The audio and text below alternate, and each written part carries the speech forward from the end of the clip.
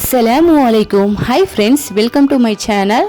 நீங்கள் எல்லோரும் எப்படி இருக்கீங்க? நல்லா இருக்கீங்களா? இன்றைக்கி நம்ம வீடியோவில் ஆட்டு ஈரல் கறி ரொம்ப டேஸ்ட்டாக முஸ்லீம் ஸ்டைலில் எப்படி செய்கிறதுன்ட்டு நான் உங்ககிட்ட ஷேர் பண்ணிக்கிறேங்க. வாங்க வீடியோக்குள்ளே போகலாம்.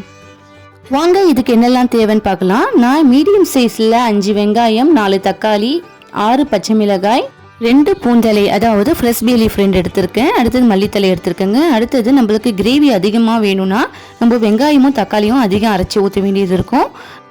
நான் ஒரு ஈரல் செட்டு ஃபுல்லாக செய்கிறதுனால எனக்கு கிரேவி அதிகமாக வேணும். ஸோ நான் 5 வெங்காயம் 4 தக்காளி கிரைண்ட் பண்ணி எடுத்துக்கிறேங்க. பாருங்கள், இது போல் பேஸ்ட் ஆக்கி எடுத்துக்கலாம். நான் இப்போ நுரையீரல், கல்லீரல், இந்த மாங்காய் எல்லாமே சேர்த்து தான் நான் செஞ்சு காட்ட போகிறேங்க.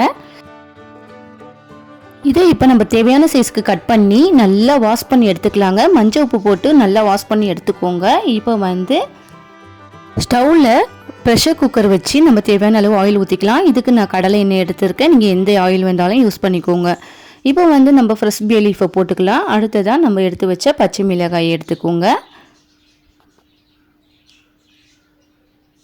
இந்த பே லீஃப்லேருந்து கொஞ்சம் ஸ்மெல் வந்ததுக்கப்புறம் நம்ம கட் பண்ணி வச்ச இந்த வெங்காயத்தை இது கூட சேர்த்துக்கலாங்க. வெங்காயம் கொஞ்சம் கோல்டன் ப்ரௌனாக வர வரைக்கும் வதக்கிக்கோங்க. பாருங்கள், கொஞ்சம் சவுந்து வந்திருக்கு. இந்த டைமில் இஞ்சி பூண்டு பேஸ்ட்டு சேர்த்துக்கலாங்க. நான் இதுக்கு 3 டேபிள் ஸ்பூன் அளவுக்கு இஞ்சி பூண்டு பேஸ்ட்டு சேர்த்துருக்கேங்க. இஞ்சி பூண்டு பேஸ்ட்டோட ஸ்மெல் போகிற வரைக்கும் ஆயில்லையே கொஞ்சம் நேரம் வதக்கிக்கோங்க.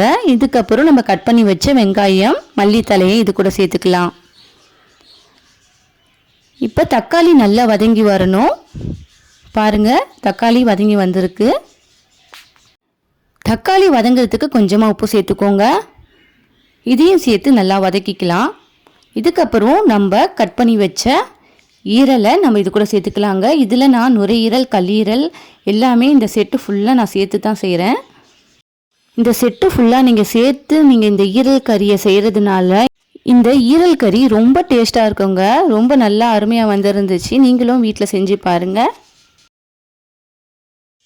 இப்போ நம்ம ஈரல் ஃபுல்லாக இதில் சேர்த்துக்கலாம். சேர்த்ததுக்கப்புறம் இதை நல்லா கிளறி விட்டுக்கோங்க.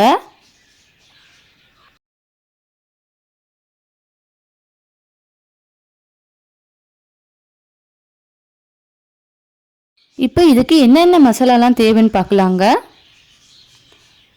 நான் கொஞ்சம் கறி அதிகமாக செய்கிறதுனால 2 டேபிள் ஸ்பூன் அளவுக்கு மிளகாய் தூள் சேர்த்துக்கிறேங்க. அடுத்ததாக மஞ்சத்தூள் ஒரு 1/2 டேபிள் ஸ்பூன், மசாலாத்தூள் 3 டேபிள் ஸ்பூன், மிளகுத்தூள் ஒரு 1 டேபிள் ஸ்பூன் சேர்த்துக்கலாங்க. மிளகுத்தூள் போட்டால் ரொம்ப நல்லாயிருக்கும் இந்த கிரேவி. அடுத்ததாக தேவையான அளவு உப்பு சேர்த்துக்கலாம். ஃபர்ஸ்ட்டே கொஞ்சம் உப்பு சேர்த்துக்கிறதுனால நீங்கள் கரெக்டான அளவு பார்த்து சேர்த்துக்கோங்க. இப்போ இதையும் சேர்த்து ஆயில்லையே ஒரு 1 நிமிஷம் அளவுக்கு நல்லா கிளறி விட்டுக்கோங்க. இப்போ நம்ம அரைச்சி வச்ச வெங்காயம் தக்காளி பேஸ்ட்டை இதில் ஆட் பண்ணிக்கலாங்க. அதிலே கொஞ்சமாக தண்ணி கலக்கி இதில் ஊற்றிக்கோங்க. அடுத்ததாக நான் இதுக்கு 200 மில்லி அளவுக்கு தயிர் சேர்த்துருக்கேன். இதெல்லாம் சேர்க்கறதுனால நம்மளுக்கு அதிகமாக கிரேவி கிடைக்கும். இதையும் சேர்த்து நம்ம நல்லா கிளறி விட்டுக்கலாங்க. அவ்வளோதான். இதோடு நம்ம இதை க்ளோஸ் பண்ணிடலாம். இதை ஒரு 6-7 விசில், நீங்கள் கறிக்கெல்லாம் எப்படி விசில் விடுவீங்களோ அது மாதிரி 6-7 விசில் விட்டுக்கோங்க. அப்படி இல்லைன்னா நீங்கள் 20 நிமிஷம் டைமிங் வச்சுக்கோங்க.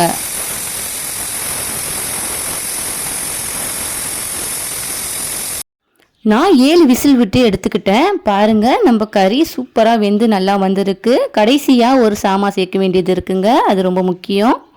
அது தேங்காய் பால் தாங்க. தேங்காயில் பாதி மூடி எடுத்துக்கிட்டு அதை நல்லா கட்டியாக பால் புழிஞ்சு எடுத்துக்கோங்க. இது கடைசியாக நம்ம ஊற்றி ஒரு 5 நிமிஷம் கொதிக்க வச்சு ஆஃப் பண்ண வேண்டியதுதான். நம்மளுக்கு இந்த ஈரல் கிரேவி ரொம்ப சூப்பராக நல்லா ரெடி ஆயிடுச்சுங்க. நீங்கள் கட்டியாக வேணும்னா இன்னும் ஒரு 10 நிமிஷம் கொதிக்க விட்டு எடுத்துக்கோங்க. நல்லா கிரேவி பதத்துக்கு வந்துடும். பாருங்கள், நம்ம ஈரல் கிரேவி சூப்பராக ரெடி ஆயிடுச்சு. கடைசியாக இதில் மல்லித்தலை தூவி நம்ம பரிமாற வேண்டியது தாங்க. இந்த வீடியோ உங்களுக்கு பிடிச்சிருந்தா மறக்காமல் லைக் பண்ணுங்கள், கமெண்ட் பண்ணுங்கள். நம்ம சேனலை சப்ஸ்கிரைப் பண்ணாதவங்க ப்ளீஸ் நம்ம சேனலை சப்ஸ்கிரைப் பண்ணி பக்கத்தில் இருக்கிற பெல் பட்டனை கிளிக் பண்ணுங்கள். தேங்க்ஸ் ஃபார் வாட்சிங். அஸ்ஸலாமு அலைக்கும்.